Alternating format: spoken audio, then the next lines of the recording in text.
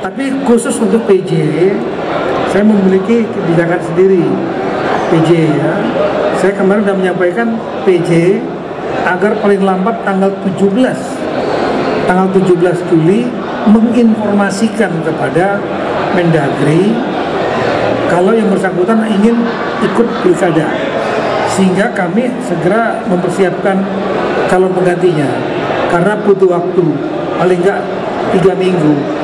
Kita minta data dari DPRD, masukan dari gubernur. Setelah itu ada sidang pra-TPA yang diikuti oleh kementerian lembaga, ada sidang TPA yang dipimpin oleh Presiden untuk menentukan calon penggantinya. Nah, otomatis diperlukan waktu 3 minggu, tanggal 17 Juli saya lihat paling lambat. Sampai saat ini kami sudah menerima lebih kurang sekitar hampir 40 ya, 40 pernyataan pengunduran diri oleh para PJ karena mereka akan ikut pilkada. Terima kasih.